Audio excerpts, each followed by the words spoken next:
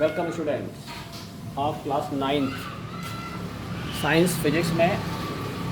कल की डेट के अकॉर्डिंग हम लोग जो चौथा मेरा ऑनलाइन क्लास है और उसमें आपको हम ग्रेविटेशन के कुछ पार्ट जो हमने आपको इंट्रोडक्शन दिया था पिछले टर्न में, उसके बारे में कुछ और इंपॉर्टेंट चीज़ बताने जा रहे हैं। टॉपिक्स है न्यूटन्स लॉ ऑफ ग्रेविटेशन, कुछ कैपलस लॉ भी इंपॉर्टेंट है और कुछ फार्मूले बताएंगे और फिर कुछ न्यूमेरिकल कैसे किए जाएंगे एनसीईआरटी से, वो भी आपको सिखाया जाएगा। तो number 1 Newton's law of gravitation important है, आपने पढ़ा भी रखा होगा। If two masses m1 and m2, two masses m1 and m2 distance apart r, the gravitational force between m1 m2 is product of directly proportional to the product of their masses and inversely proportional of the square of the distance between them। इसी को अगर language में बोल देंगे तो दो equation बन सकती है, इसी को हम लोग कहते हैं न्यूटन्स लॉ ऑफ ग्रेविटेशन। और अगर इसको कंबाइन कर लें तो आप देख सकते हैं m1 m2 upon R square, f इसको रिमूव करते हैं प्रोपोर्शनल को तो एक कांस्टेंट आता है यहाँ पे capital G, m1 m2 upon R square. Capital G ये कांस्टेंट है, इस कांस्टेंट को हम लोग कहते हैं यूनिवर्सल ग्रेविटेशनल कांस्टेंट। अगर हम लोग इसको क्रॉस मल्टीप्लाई करें तो G is equal to F R square, G F R square upon m1 m2।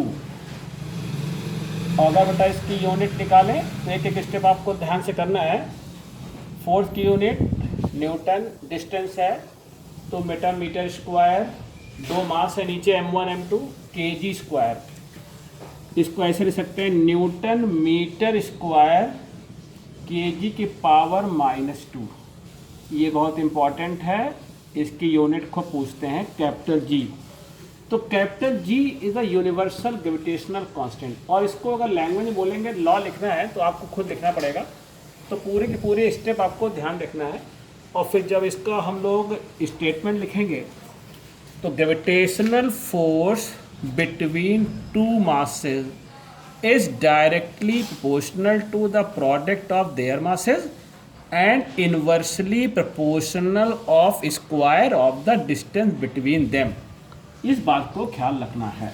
Okay, अगर यही दो मासेस में एक अर्थ हो जाए, अगर एक अर्थ हो जाए और दूसरा एक मास पास में ही रहे, मास of earth m and total यहाँ पे जो मास है अर्थ पर वो m, तो radius of earth m।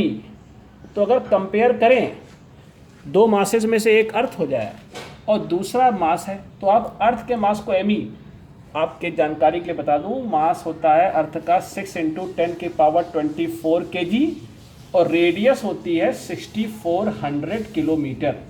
You numerical में काम आएगा। ओके, तो अगर इसी के अकॉर्डिंग फार्मूला बनाया जाए तो F इज इक्वल टू, देखिए G, m1 means me mass of earth और m2 मीन्स ओनली m।